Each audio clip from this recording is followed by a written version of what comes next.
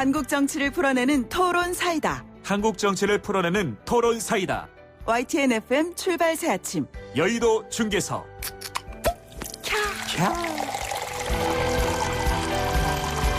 네, 한국 정치를 시원하게 풀어내는 토론 사이다. 여의도 중계석 시간입니다. 그제대 정치상을 누구보다 명쾌하게 풀어주실 두 분 함께하겠습니다. 더불어민주당 설훈 최고위원 나오셨고요. 네, 반갑습니다. 민주당의 설훈입니다. 네, 미래통합당의 홍문표 의원 함께하셨습니다. 네, 홍문표 의원입니다. 네, 자 어제 초복이었는데 두 분 어떻게 보내셨습니까? 뭐 초복인지 말복인지 정신없이 지나갔습니다. 아, 그럼 좀 뭐 삼계탕 한 그릇도 못 드시고. 그렇습니다. 뭐 하도 전국이 시끄러워서 예. 음식 제대로 자기 취향에 찾아서 먹지를 못했습니다. 네. 자, 어제 굵직한 뉴스들이 참 많았습니다. 이번 주 문재인 대통령의 개원연설, 국회의원 개원연설이 있었는데 두 분 어떻게 들으셨습니까? 네, 뭐 참 시적절은 좀 곤란한 얘기네요. 많은 말씀을 하셨는데 많은 박수를 받았습니다. 네. 의원들로부터 박수를 받았고, 주로 이제 이 세계적인 위기인데 코로나19로 인해서 네. 이 위기를 기회로 바꾸자.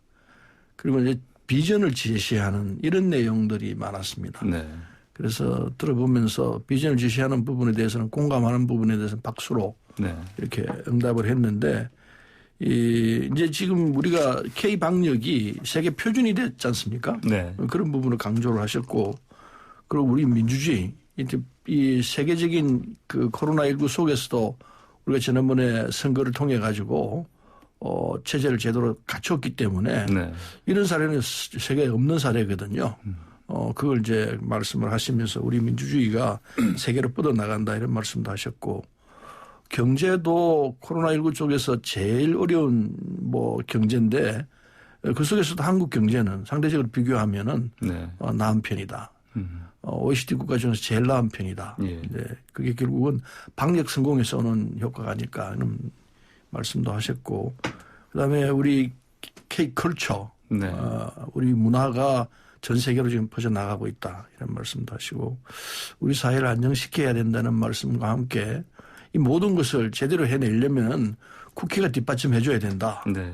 그래서 이 그 방역 체계도 강화를 해야 되고 또 질병관리본부를 청으로 성격하는 문제 이런 것 등등도 국회에서 해 주셔야 입법 조치를 해야 되는 것이기 때문에 네. 이런 부분을 좀 잘 해 주십사 하는 말씀을 하셨죠. 네. 예.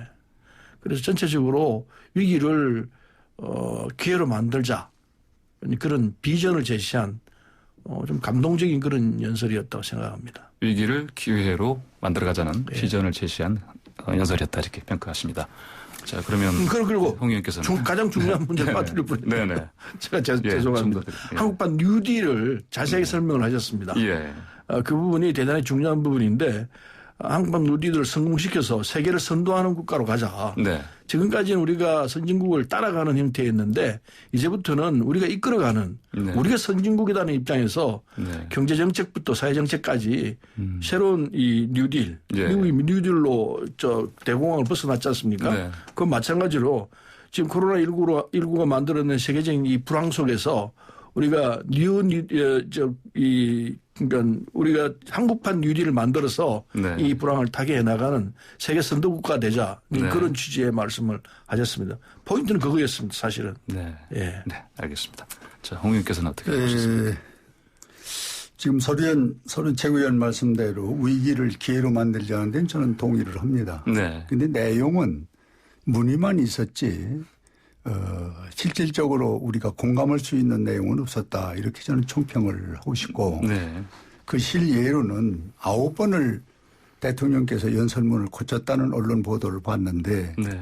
그렇다면 과거가 좀 있고 현재 그리고 미래가 있는 그런 연설문이었으면 더욱 좋았다 하는 생각인데 실예를 들면은 지금 최근에 가장 문제가 되고 있는 이 백선엽 장군 같은 문제도 네. 과거는 이때 6.25의 영웅이다. 뭐 이런 정도로 한번 통 크게 대통령이 좀 짚어주시고 네. 그다음에는 박원순 오거돈 안희정 이 참 권력형 이 성추행 문제 대통령이 한번 짚고 가줘야 됩니다. 네. 이렇게 사이가 혼란스럽고 시끄러운데 그걸 모르는 척하고 넘어가는 것은 저는 대통령답지 못했다. 네. 그리고 윤미향 문제라든지 22번의 부동산 정책이 지금 실패고 예. 남북 연락소가 지금 폭파가 됐는데 국민에게 이런 문제를 거론 내지는 재송은 사과 이야기 한 번쯤은 하시고 네. 그리고 이제 뭐 한국판 뉴델 문제 이렇게 넘어갔으면은 예. 좋았지 않냐 하는 건데 지금 지적하신 대로 한국판 뉴델 앞으로 5년 동안 160조 그리고 190만 명의 실업자를 네. 취업을 시키겠다는 거 아닙니까? 네. 그런데 여기 10가지의 그 프로젝트가 있지 않습니까? 네. 그 내용 하나하나를 보면은 우리가 이해할 수 없는 것들이에요. 예. 다 우리가 조금씩 과거에 썼던 것을 재판하고 무늬만 이렇게 이제 만들었는데 네. 예를 들면 이 10가지의 프로젝트가 이 국민들이 어느 정도 동의를 해야 됩니다. 예. 그러려면 그 과정이 필요해요. 공청회나 토론회나 네. 이런 것들을 크게 국책 사업을 국민에게 알릴 수 있는 기회를 만들고 그다음에는 예산 문제입니다. 예. 돈을 어떻게 조달할 것인지. 지금 이거는 전혀 언급이 없습니다. 예. 그 160조를 어떻게 한다는 거예요. 그리고 190만 명의 실업자를 취업을 시킨다는 부분은 이 실업자를 구제하는 방법은 기업에서 하는 겁니다. 네. 대통령이 무슨 저 공직에서 일자리는 그건 국민의 세금으로 하는 거기 때문에 저는 가치가 없다. 그래서 저는 넥타이까지 메고 와서 화합을 네. 협치를 하시고 했는데 네. 넥타이를 좀 국회의원들끼리 나눠주고 네. 같이 메고 해야지 네. 자기 혼자 메고 와서 네. 이게 협치다 따라서 하자. 그것은 조금 저는 국민들이나 네. 우리 야당에서 볼 때는 좀 내용이 없었다. 네. 그렇게 저는 총평을 합니다. 근데요. 네. 왜 우리가 한국판 뉴딜이라고 표현했나? 아까도 말씀 잠깐 했습니다마는 이게 세계 대공황이 왔을 때 그걸 극복하는 방안이 미국에서 나왔고 루스벨트 대통령이 뉴딜 정책을 쓰면서 이게 극복이 됐습니다. 근데 거기에서 힌트를 얻은 거죠. 그래서 예산 160조를 어떻게 만들 것이냐. 국회에서 우리가 같이 상의해서 만들면 되죠. 그 결과로는 결국 190만 명이 이르는 실업자를 구제할 수 있는 방안이 나온다. 이런 내용들이기 때문에 이 부분은 앞으로 구체적인 내용들에 대해서는 공청회 말씀하셨습니다만 공청회보다 더한 내용들이 나올 수 있다고 봅니다. 국회 내에서 충분히 토론하고 예산 문제도 정부가 집행해서 세워서 나오면은 우리가 국회에서 토의해서 결과를 가지고 결정을 지으면 되죠. 아니, 그러니까 재원을 어디서 만들 거냐 하는 문제는 그 재원 문제를 예. 최소한도 강론까지는 가져야 되는데 포괄적으로 선언적인 얘기만 하시고 그리고 내용은 전혀 없지 않았습니까? 그건 차근차근 나오죠. 그걸 앞으로 그거 한다? 뭐 세세콜콜 다 얘기한다면은 그렇게 하루 종일 얘기하면 말씀해도 다 모자라죠. 안될 게 어디가 있습니까? 아니 앞으로 그러니까요. 하겠다는데. 이제 큰 얼개를 말씀드렸기 좀 때문에 내용을 우리가 좀 같이 공유할 수 이제 있는 차근차근 내용은 나오도록 내놓았어야 돼 있으니까요. 되는데 네네. 그냥 같이 할 수 있도록 그런 했으면 부분이 좋겠습니다. 아쉬웠다는 겁니다. 네네. 알겠습니다. 자, 이번 그 개원 연설에서 이제 특히 일반 시청자들은 지켜본 부분이 이 부동산 투기 부분이었습니다. 사실은 어떻게 보면요. 문 대통령이 더 이상 돈을 벌 수 없다. 이 투기를 통해서는 이런 얘기를 하셨고 그런데 민주당 진성준 의원이 한 방송에서 마이크가 꺼진 줄 알고 이런 얘기를 했습니다. 집값을 잡는 데 한계가 있다. 이런 발언을 해서 논란이 일고 있습니다. 저 서른 의원님, 여권이 부는 부동산 문제 어떤 시각이 맞는 겁니까? 네. 진성준 의원이 한 건 뭐 공식적인 말씀이고, 예, 예.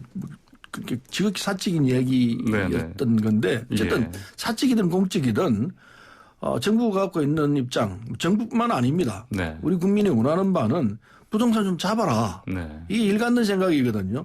특히 집 없는 국민이 바라볼 때는 이 부동산이 아파트 값이 이렇게 뛰는 데 대해서는 절망감을 느낄 거예요. 네. 이렇게 해서는 안 되는 거죠. 그래서 정부라면 어떤 식이 됐든 이걸 아파트 값을 진정을 시켜야 합니다. 네. 이게 의무라고 생각합니다.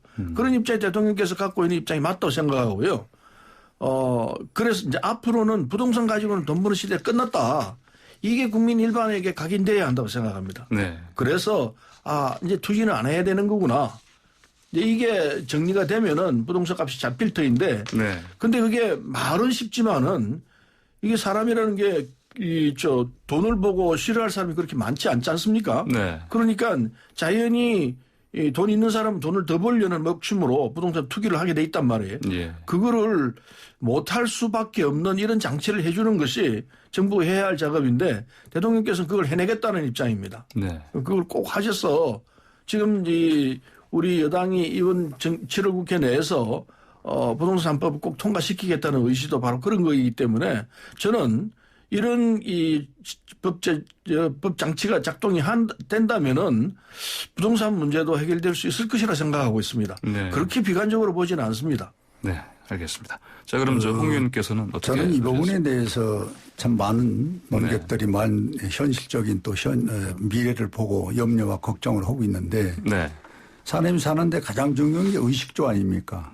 네, 그럼 이 자는 문제, 집 문제는 시장 원리에 맡겨야 되는데 방금 얘기하신 진성준 의원이 얘기한 대로 이 집값을 너무 지나친 통제를 하면은 결국 공호풍선이 됩니다. 이쪽 누르면 저쪽이 나오는 거거든요. 예, 지금도 이 문재인 정부 3년이 지나가면서 22번의 이 소위 주택 정책을 내놨는데 네, 결국은 지금 10억짜리 소위 아파트가 4억, 5억 정도의 전세값으로 간다면은 예, 이건 뭔가 비틀려져 있는 이 주택 정책이거든요. 네, 그래서 저는 이 주택 정책은 지금이라도 시장 경제의 그 원칙에 막혀서 좀 바로잡는 장기적인 상황을 봐줘야지 당장 뭐 이 눈앞에서 이 문제를 해결하려고 그러면은 지금 같은 이 공호풍선 현상이 온다. 네, 강남을 결국은 이 부동산 투기를 막겠다고 시작을 한 것이 네, 지금 수도권 전체가 지금 투기 지역이 돼버렸지 않습니까? 네.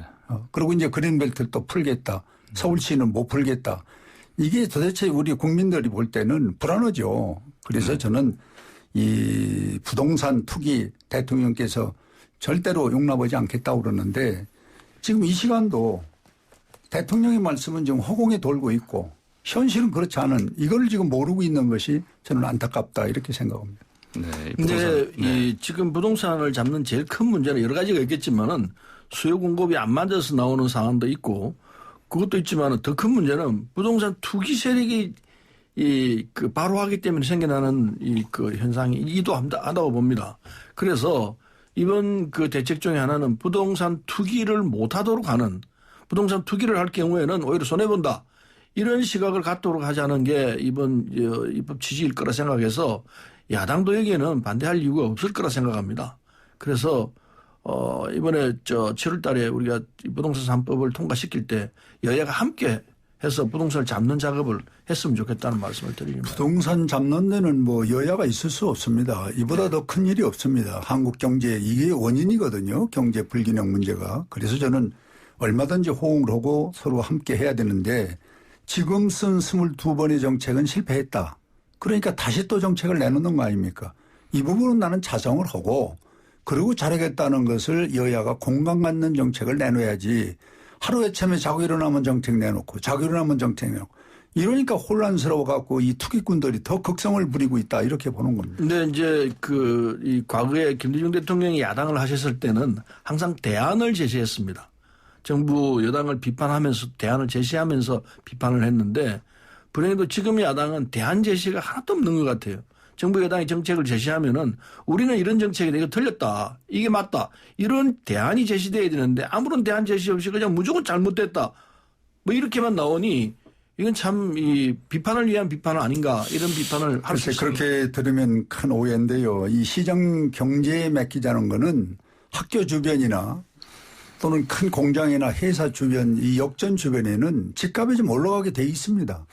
그걸 물 흐르든 놔둬야 되는데 어디든지 정부의 잣대로 똑같이 통제를 해버리면은 이런 부작용이 생기는 거예요. 사람이 많이 왕래하는데 집값이 올라갈 수 있고 점포가 올라갈 수 있습니다.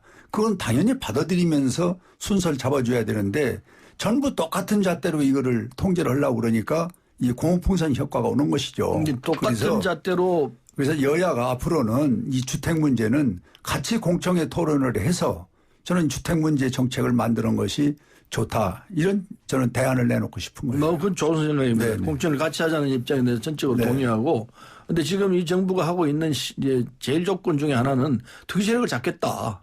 투기 세력이 부동산 이 폭등의 주 원인 중에 하나이기 때문에 적어도 투기 세력만 잡아놔도 부동산 가격이 이렇게 소위 말해서 미친 듯 뛰지는 않을 것이다. 이 입장이 있어서 투기 세력 잡는데 함께 해주십사 하는 말씀을 드리는 바입니다.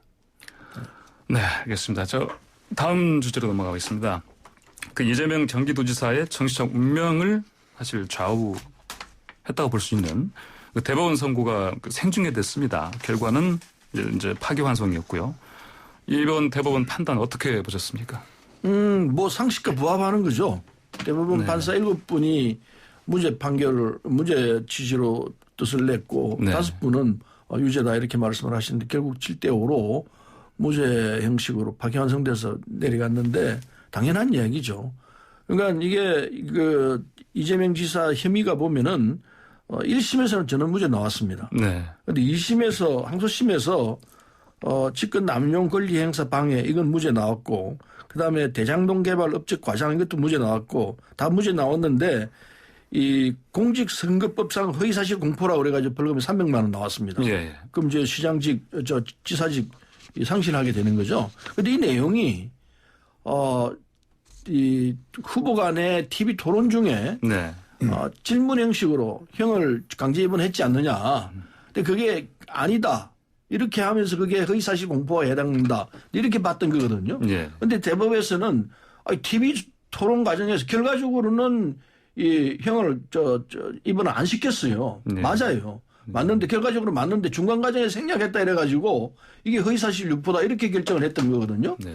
근데 그건 우리가 볼 때도 아니 최종적으로 허위사실 공포라는 게 그러니까 대놓고 입에다가 나 거짓말 해뿌리는 이게 이제 허위사실 유포인데 네. 질문하는 과정에서 답변하는 과정에서 결과는 또 이 형을 강제 입원 안 시켰습니다.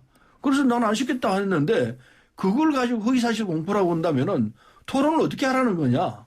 즉석에서 토론하고 답변하고 하는 건데 네. 그 과정에서 토론에서 잠깐의 표현상의 오류가 있을 수도 있고 한 건데 그걸 굳이 선거법상으로 규제해서 한다면은 토론할 수 있겠느냐. 네. 이런 시각에서 본 거라고 생각합니다. 그래서 우리가 볼 때 이건 상식적으로 그걸 가지고 그러면 지사직을 수행하지 못하게 한다? 안 맞다. 네. 그게 일반적 시각이었다가 보는데 대법이 그걸 받아들인 거로 생각합니다. 당연한 걸 제대로 판결했다고 생각합니다. 네. 홍 의원께서는 어떻게 보셨습니까? 저는 그 어제 재판 판결은 사법부의 판결을 우리가 존중해야 됩니다. 네. 그런데 이제 문제는 우리 국민이나 많은 사람들이 의아심을 갖는 거는 지금 최 의원 말씀대로 처음에는 무죄였다가 300만 원 했다가 지금 5대7로 결론이 났거든요. 네. 그러니까 혼란스러운 거예요. 법에 잤다가 왜 이렇게 들쑥날쑥하냐. 네. 이런 부분이 이제 국민에게 의구심을 주고 있고 또 우리 이재명 지사는 사실은 행정보다는 정치 쪽에 더 행동을 하지 실질적인 도정은 저는 이 대권 쪽에 마음이 있지 실질적으로 나는 이분이 행정적으로 잘하고 있다고 보지는 않습니다. 네. 그러다 보니 지금과 같은 법적인 건 문제 떠나서 도덕적인 문제가 더 큰 부담을 안고 있어요. 예. 이 사회가 법이 있습니다마는 법 위에 도덕과 예의가 있는데 자기 친형을 뭐 감금을 했네 뭐를 했네 하는 이야기 또 김부선입니까? 여배우 관계라든지 네, 네. 뭐 여러 가지 의혹이 많은데 결론은 5대7입니다. 네. 그렇다면 저는 이 5를 갖고 있는 이 판단 이것을 무시해서는 안 된다. 네. 그래서 지금도 지켜볼 일이지 네. 지금 뭐 그렇게 환호를 하고 뭐 금방 대권으로 가는 것 같이 네. 이렇게 자화자찬하고 아무 일도 없는 것처럼 하는 것은 네. 조금 전 과만하다 이렇게 생각을 합니다. 네, 서 의원께서는 상식에 부합하는 판단이었다. 그리고 홍 의원께서는 5대7 부분에서 5를 봐야 된다 이런 말씀이었습니다. 네, 이건 판단 네. 부분은 네. 판단 부분으로 보고 네. 그리고 이재명 지사가 앞으로 도정을 어떻게 이끌어갈 것이냐 또는 도덕적 관계가 어떤 거냐 하는 건 따로 봐야 합니다. 이 재판에서 나온 유무죄 부분은 정확하게 무죄 취지로 내렸던 부분은 대법이 정확하게 판단한 거로 봐야죠. 네, 시간 관계상 여기서 잠시 광고 듣고 돌아오겠습니다.